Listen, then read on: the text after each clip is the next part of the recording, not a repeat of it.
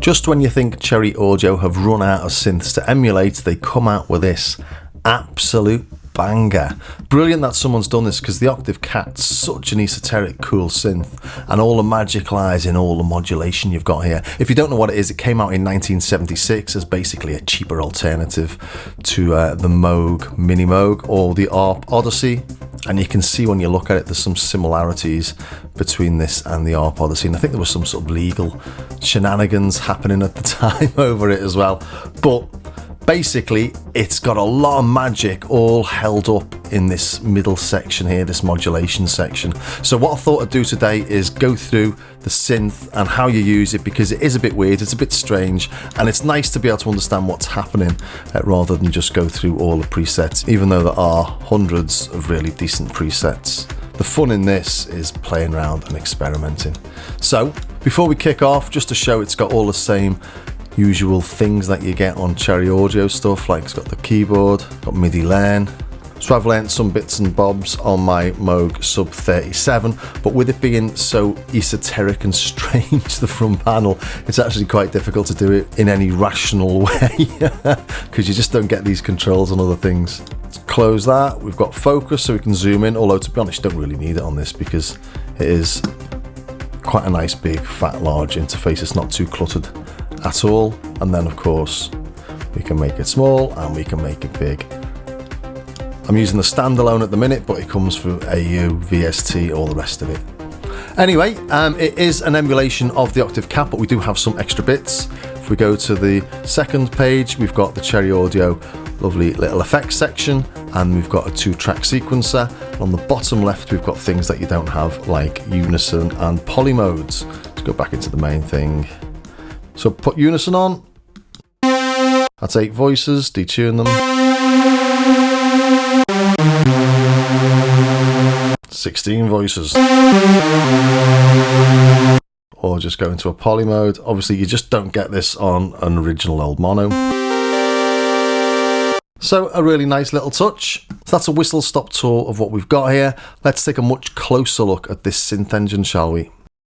We've got 2 oscillators. Oscillator 1 in this section and oscillator 2 in this section. We've got a 24 dB resonant filter, an ADSR envelope, an AR envelope, an LFO, and a sample and hold section, and we've got glide or portamento down there as well.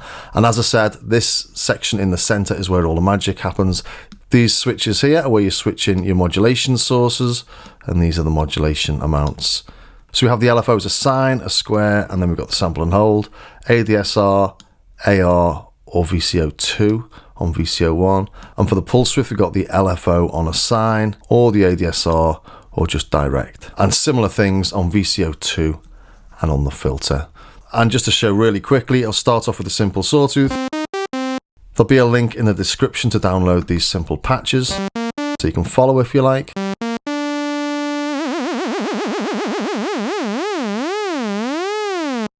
Really obvious stuff.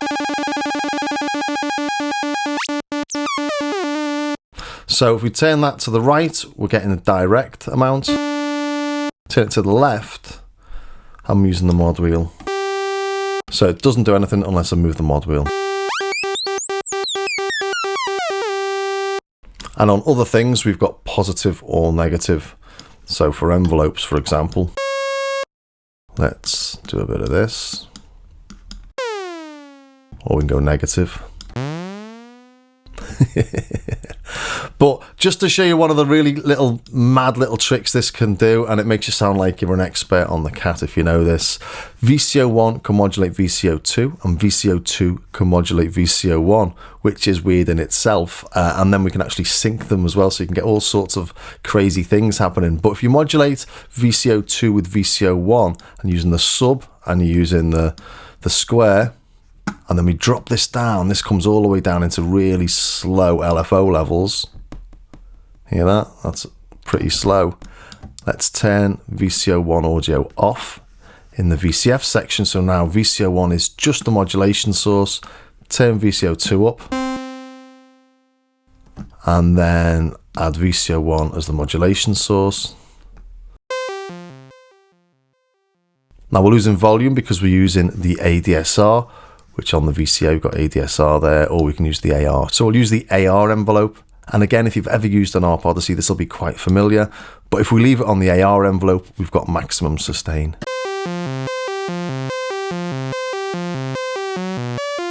So this is using VCO1 like a pseudo sequencer.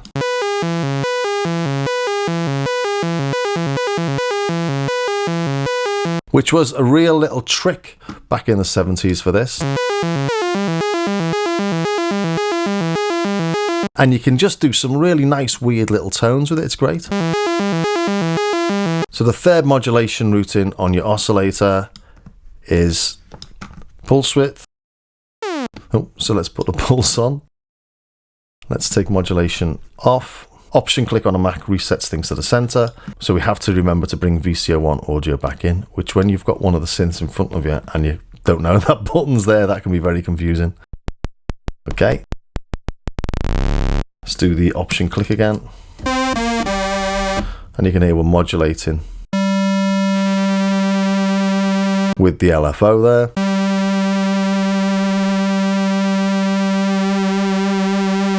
Or you could modulate with the envelope. Or DC, which is basically just this knob setting.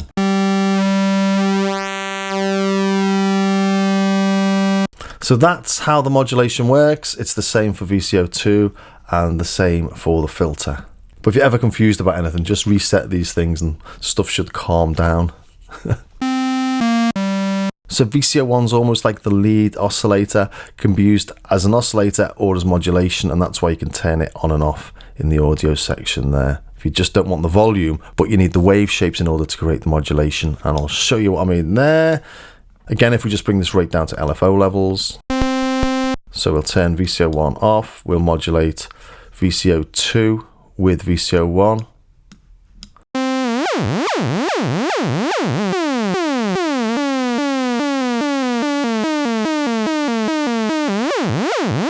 So I'm not using it like a sequencer there, but you can hear that you can change the modulation shape.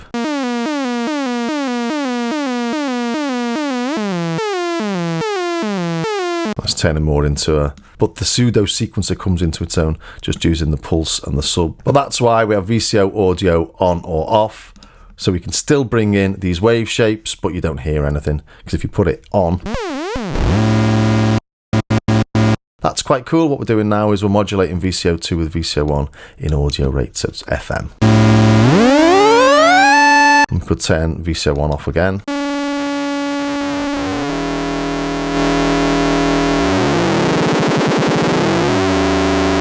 So that's VCO2 being modulated by VCO1. So that's some release. Typical FM style tones. The other thing I've not shown yet is keyboard control on or off. So if we turn keyboard control off, it means that different keys don't change the frequency of the modulation. So if I was doing one of my pseudo sequencers,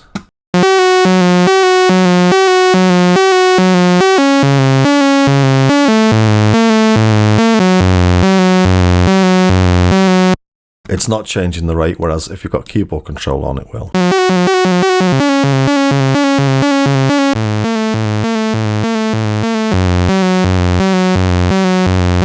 Which actually, if you're using this as a poly synth, let's put it into poly mode, could be quite nice.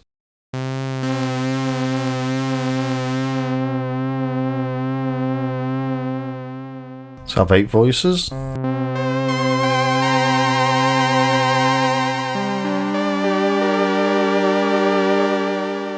I'm overplaying it there a little bit, obviously, but change the modulation amount.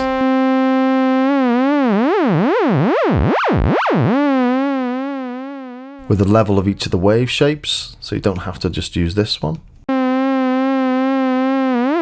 But what it does do is gives you really fine control.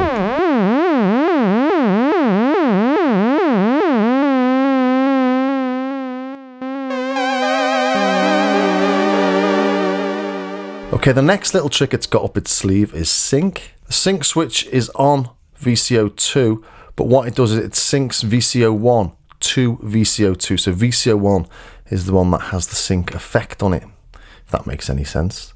So we can turn VCO2 all the way down. Let's click VCO1 audio in. Let's reset that back to 0.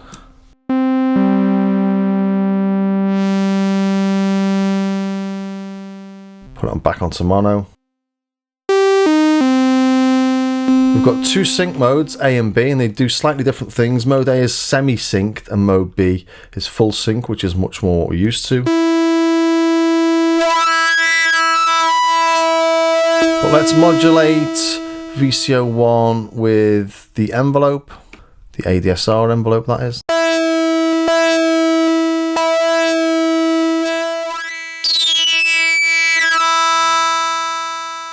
That's the sync sound we're used to. If we put it onto A, mode A,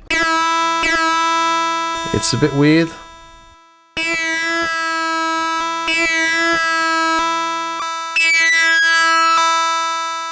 So mode B is much more what you're used to, but mode A is just, you know, I say it's a bit weird, it's just different. Just trying to think if I've showed everything on the VCOs. Maybe let's try modulating VCO1 with VCO2 and VCO2 with VCO1. Take the sync off, put them both on sawtooth for now.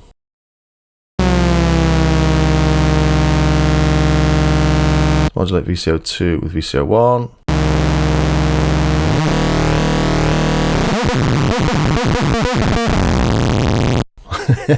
All sorts of madness, but how fat's that when you get it in tune?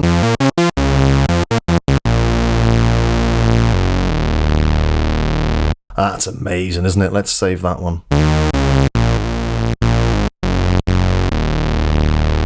Sounds much bigger than two oscillators, that, doesn't it?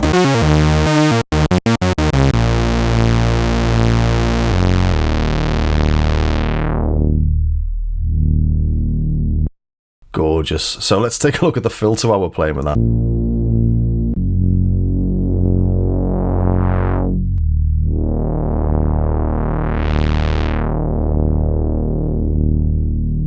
Let's modulate the filter with the envelope.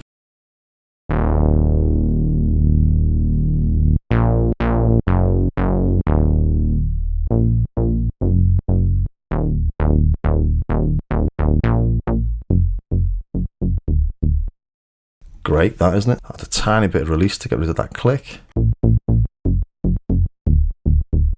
Save that one as well. Can modulate the filter with VCO1, so you can get FM on the filter as well.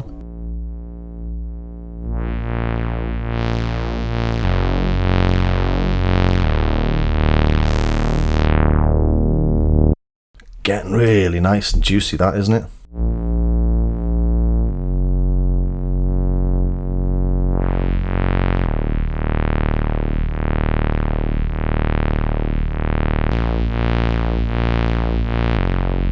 Yeah, I'm going to save that one as well.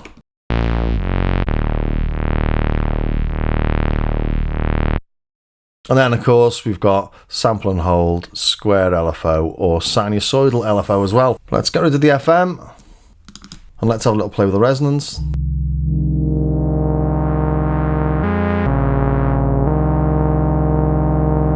Save that.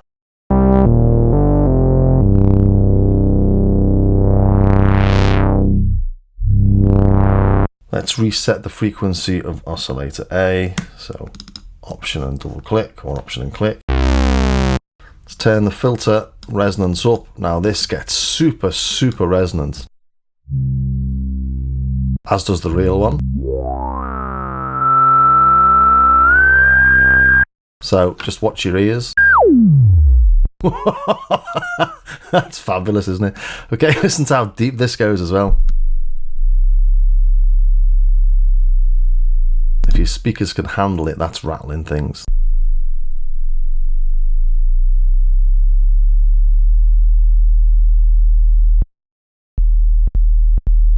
Let's add a little bit of attack so we get rid of that click.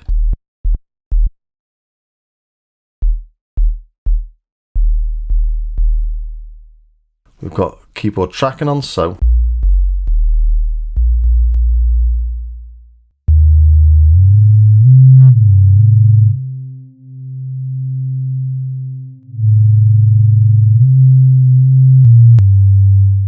I've tuned that now to the oscillators, so this should be in tune. Let's just turn the oscillators down. And that's a great little thing to stick under a kick. It's like an 808 style kick almost. Then modulate it a little bit with the envelope.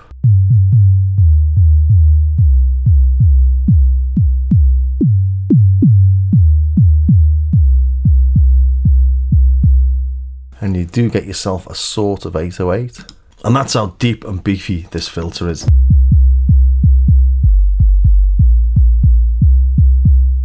And as we're controlling that with the keyboard, let's just make it a bit higher. Let's bring in some of the oscillators. Take this modulation off.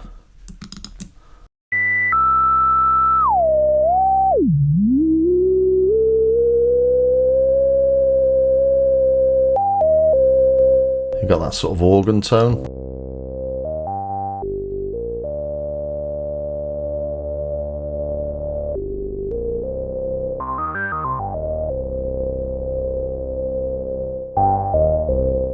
But of course an organ doesn't have any release on it.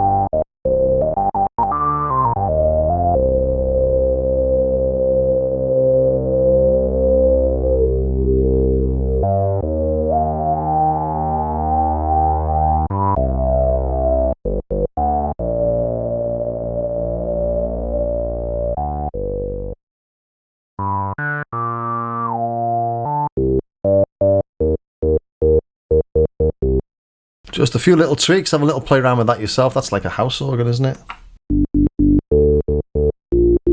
So we're flying through this, hopefully it's making sense to you. If we go to the VCA, we've got ADSR, AR or bypass. Bypass is a hold. And this again is very Arp Odyssey-esque. Okay, noise as well.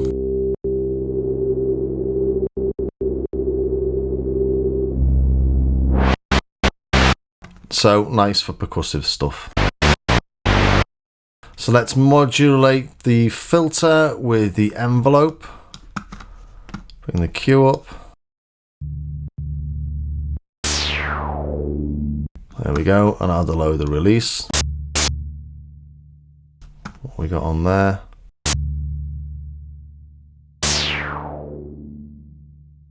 A little noise shot. Do we need the oscillators? No, we don't.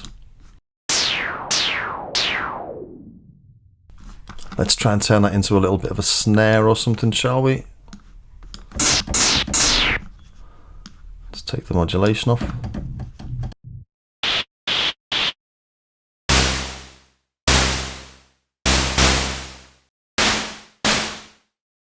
Bit of noise from the snare, a little bit of noise from the actual hitting of the drum. Have a little bit of envelope on that.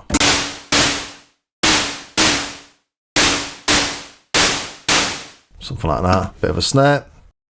So coming all the way back over to the left, we've got this sample and hold circuit. Again, we've got stuff a bit like we've got on the Arp Odyssey. You can tell why there was court cases back in the 70s about this. But let's just have a little play with the sample and hold. So sample and hold, we can do the typical thing like sample and hold sort of famous for. If we bring in sample and hold as the modulation for the frequency of oscillator 1. Let's turn this noise down. We're sampling noise at the minute at the rate of the LFO. And there we have a 1970s computer. 1970s computer working really hard. Okay, we've got VCO1 and VCO2 as the inputs as well as noise.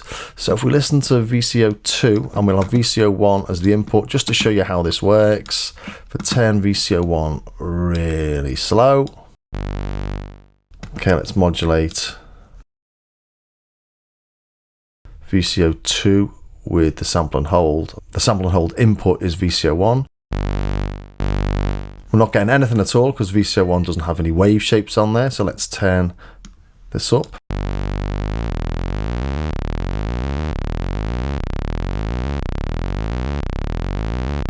And you'll notice that's not random anymore because we've got this ramp. Although it ramps down on the graphic, it ramps up. And I think the original does that. I think maybe the Minimoog does it as well. And if we put VCO1 onto a pulse, we're just going to get maximums and minimums to sample from. So it should be just 2 notes really.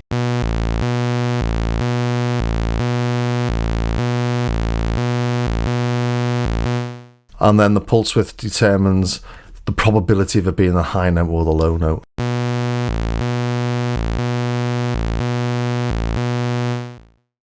But you get the idea, lots of different things you can do with that. To make it almost random again, let's go back to the noise and just show you. We've got a sample and hold glide as well, so it'll glide between the points.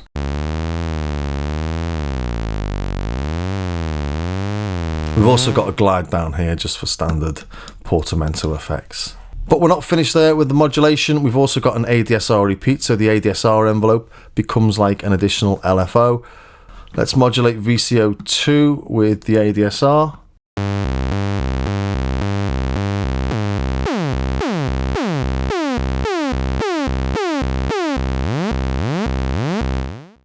The ADSR repeats are controlled by the LFO frequency.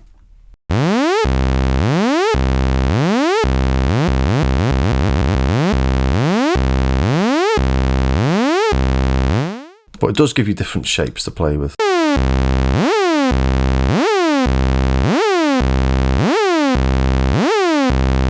So yeah, that's a whistle-stop tour of how this all works. We've also got the bits in the effects section and the sequencer. Effects, well, not the effects, so these are all really good. You must have seen the Cherry Audio effects before. My fave is this galactic reverb.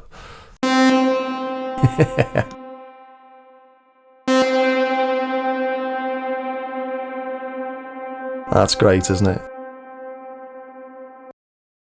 But we've got the delay.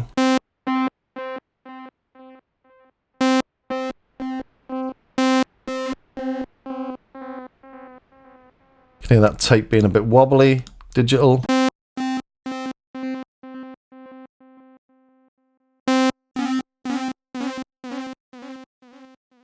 What you'd expect, ping pong. And you can sync that with your DAW. Flanger, chorus and phaser, we know what those do. Let's add some distortion.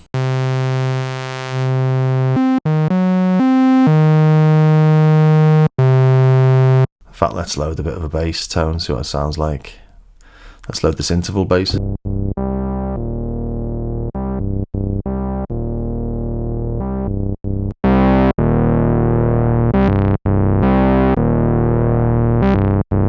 Yeah, cool. Let's take a look at the sequencer then. So analog style sequencer.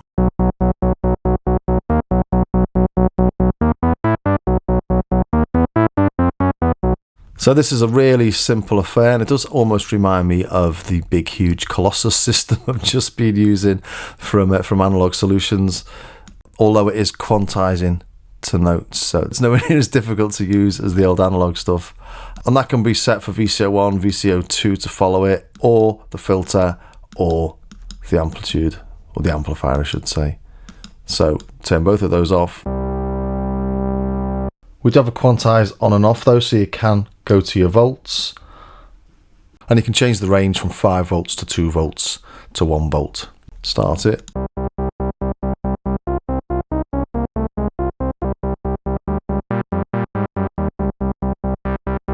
So simple, but really nice in some of the patches.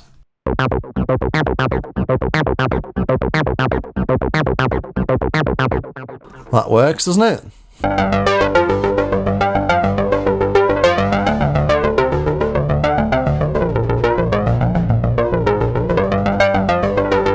As does that.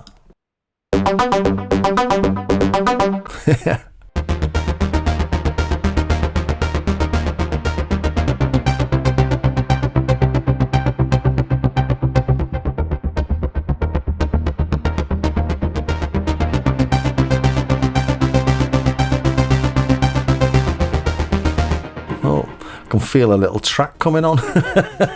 Anyway, I think that brings me to the end. I think I've sort of run through most of the features, if not all of them. I hope it made sense to you. It's this modulation section, as I say, is where the magic happens. Once you understand that these switches are the modulation sources, and this is the amount of modulation, and they're in their destinations, as it were. So the VCO2 destinations or modulation sources are within the VCO2 section, and the VCO1 are within the VCO1 section, and the VCF are within the VCF section.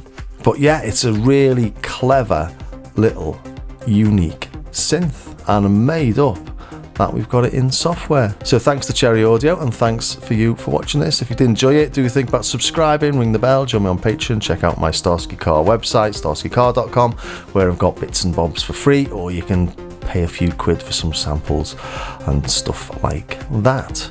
So thanks for staying for the very end, and I will see you next time.